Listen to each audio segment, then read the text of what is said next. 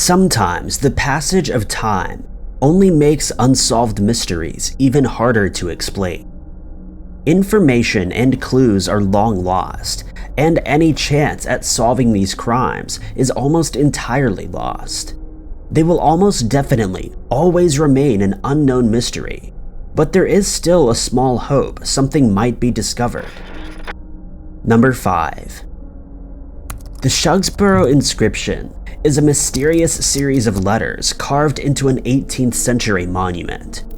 The Shepherd's Monument was built sometime between 1748 and 1756 on the grounds of Shugborough Hall in Staffordshire, England.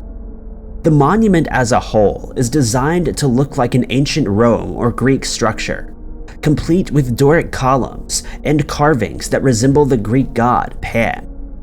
But what gets the most attention is the relief at the center of the monument.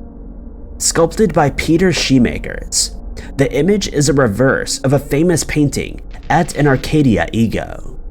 It features 4 figures, 3 shepherds and a woman. In the painting, they appear to be inspecting a tomb, though in the relief, the tomb is much more extravagant and features a pyramid-shaped monument at the top. In the sculpture, the name of the painting is written in the tomb. Below the relief is a string of letters, the inscription which has baffled cryptographers and scientists. On one line are the letters OUO-SVAVV, with a period after each letter. Slightly below the lines are the letters D and M, one letter on either side of the monument with a period after each. What the letters are supposed to signify is likely never to be conclusively solved. Some have suggested that each letter represents a word, and a number of phrases have been put forward. This includes a message to the wife of Thomas Anson, who commissioned the piece, and a phrase that has been seen on other tomb inscriptions. More complicated answers have been put forward, with the addition of the pyramid shape on top of the tomb, indicating to some that a pyramid should be formed with the letters. In addition, one of the figures in the relief is pointing to some letters on the tomb, N and R, which they believe could also be a clue. Some theorize the inscription could lead to the location of the legendary Holy Grail, especially as the monument was paid for by Anson's brother, who was known to have traveled the world and acquired treasures from various places. Others still have put forward that it was actually a hoax designed by members of the Knights Templar to hide a secret. It's also been suggested that it doesn't actually mean anything and is just a bunch of letters. The only person who ever really knew the secret was Thomas Anson, and unless he wrote the real interpretation down in some long-lost diary, it's unlikely an answer that satisfies everyone will ever be found. Number 4. Crater Lake National Park in Oregon can be a very unforgiving place, especially in the winter.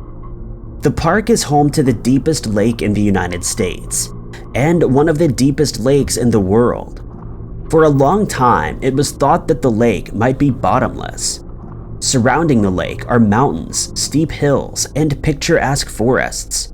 Even in the best of weather conditions, it can be dangerous, and the almost year-round snow in the area can make things even worse. It was here that Charles McCullough disappeared in 1975. Charles was a 19-year-old and an aspiring photographer. He was from Virginia and in 1974 left to go on a cross-country photography expedition. He left his Volkswagen car at home, instead taking bus tours and hitchhiking across the country. In January of 1975, he wound up in Eugene, Oregon, where his friend lived. He planned to stay with his friend for a little while and go on a 2-day hike to the park. He left, taking his camera equipment and supplies for camping. When he didn't return after 2 days, his friend assumed he had decided to stay a little longer. The following day, when he still hadn't come back, his friends alerted authorities. Heavy snow hampered search efforts. There were some sightings of Charles outside of the park, in particular in the Diamond Lake area. It's unlikely Charles would have been able to make it to the park from there without hitchhiking, given the distance and the heavy snow. It was also on the other side of the park to the only entrance that was accessible in the winter. Extensive searches of the park turned up no sign of Charles or any of the belongings he had taken with him. Even after the snow melted, police were left with no clues, and Charles's friends theorized that he wasn't in the park at all. Finally, in October of 1976, the case had begun to unravel. Two Texan tourists took a wrong turn on a hike and ended up in a very isolated canyon. There, they found a torn backpack with a Volkswagen key inside. This was determined to have belonged to Charles, and search teams were sent to the area. There, they found Charles's jeans resting on a log, with socks tucked into the bottom of the legs. Broken shin bones were found in the legs of the jeans and foot bones in the socks. A short distance away, a part of a skull was discovered. This was all the remains that were found. The area would have been almost inaccessible when Charles went missing due to heavy snow that even skiers found themselves up to their waist in. If he had entered the park through the only winter entrance, he would have needed to trek 12 miles through thick snow to reach that point. From the closest entrance, it was 5 miles, though people from the area say it would not have been easily passable from that entrance either. Charles's shoes, shirt, and coat were never found, nor were the rest of his remains. This could be explained by wildlife scattering his remains, though some sources claim his jeans were found in relatively good condition. Officially, it was deemed Charles succumbed to the elements, but his family still believed he may have met with foul play. And the person that dumped his body there was counting on investigators coming to the conclusion that they did. Number 3. The disappearance of Australian Prime Minister Harold Holt has entered the country's folklore. Though there is a seemingly simple explanation, people are still left questioning what really happened to him. Holt had been the Prime Minister for about 2 years when he vanished. He had been a progressive politician and has been called Australia's first modern Prime Minister. He set in motion the process for Aboriginal Australians to be counted in the country's population, brought Australia closer to America, and opened its doors to its Asian neighbors. In September of 1967, Holt underwent surgery for a shoulder injury he had sustained decades earlier, and was still recovering from the injury in December, when he and a group of friends decided to go to the beach. Holt's personal doctor advised him to avoid physical activity like tennis and swimming, and the headlines in newspapers on December 17th read, "PM advised to swim less." Holt obviously didn't take this advice, and had been playing tennis the day before. At around midday on December 17th, he went into the water at Cheviot Beach. Witnesses said the tide was extremely high that day. Some say it was the highest they had ever seen the water, and there was a strong undercurrent. His friends may have pointed out how dangerous the water was, but Holt knew the beach well.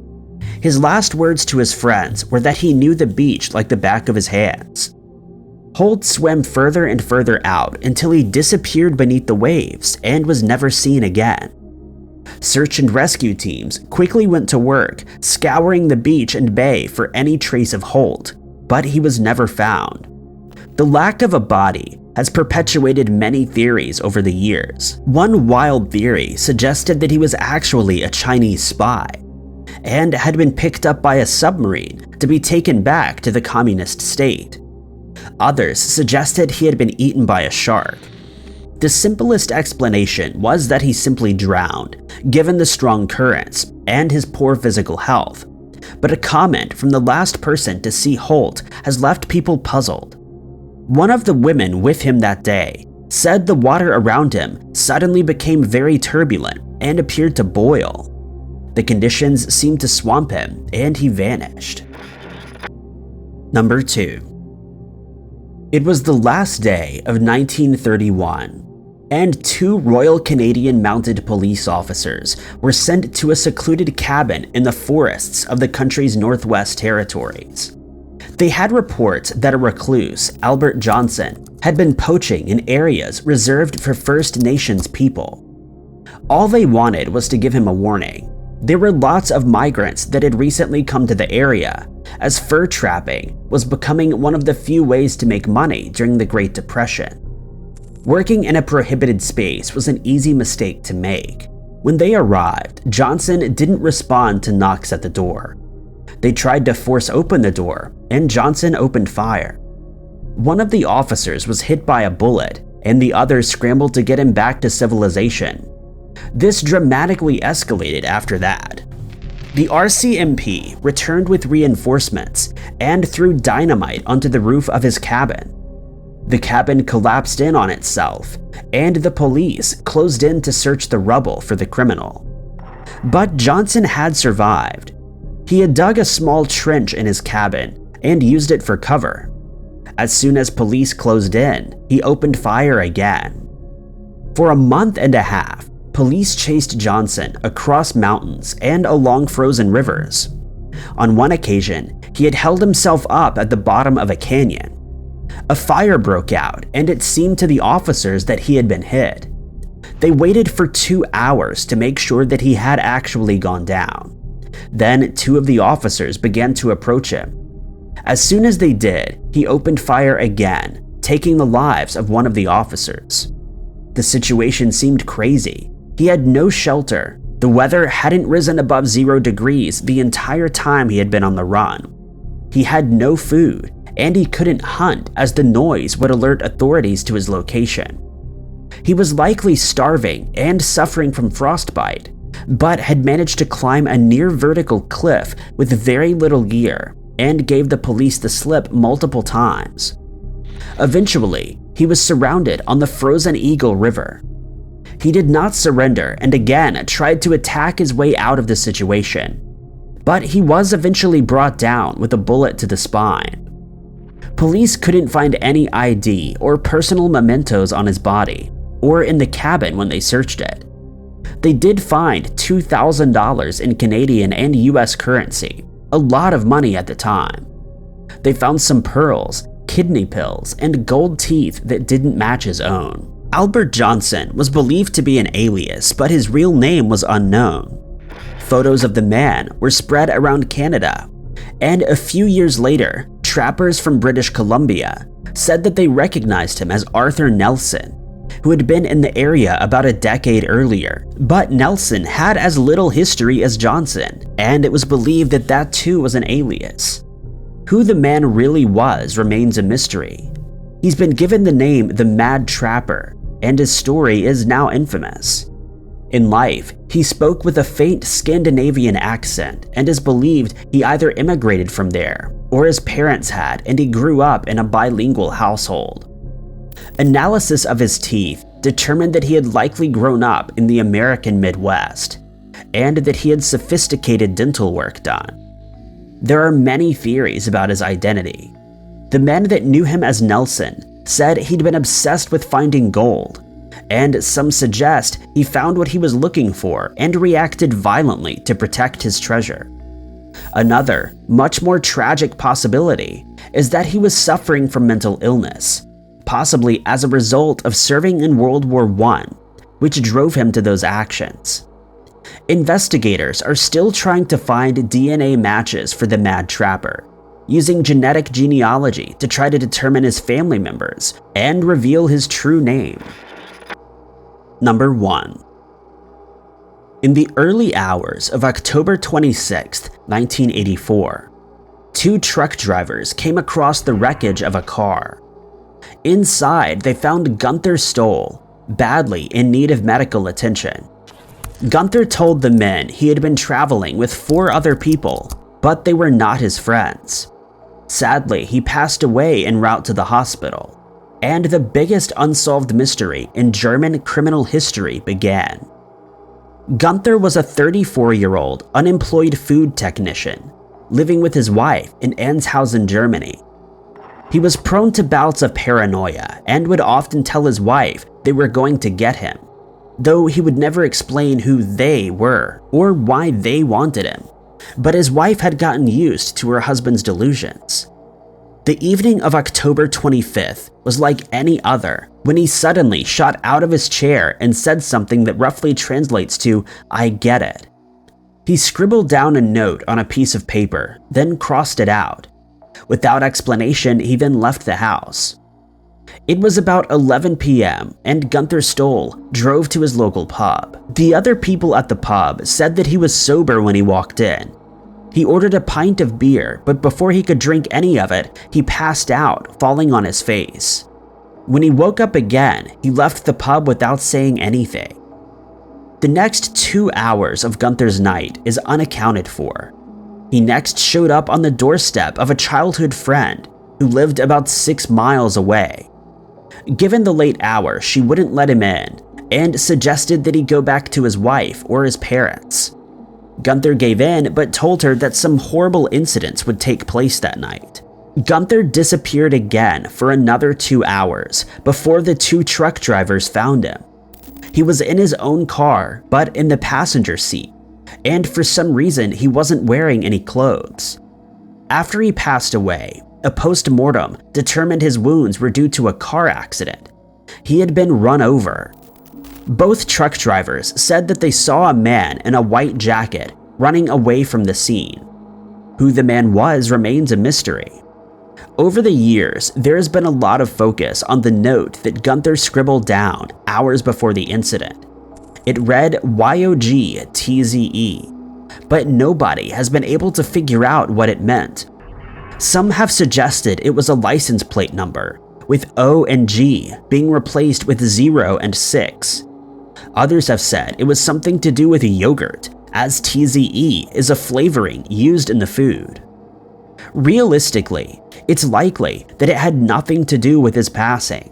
If he had suddenly figured out something that would cause people to want to take his life, going straight to the pub seemed like a strange detour.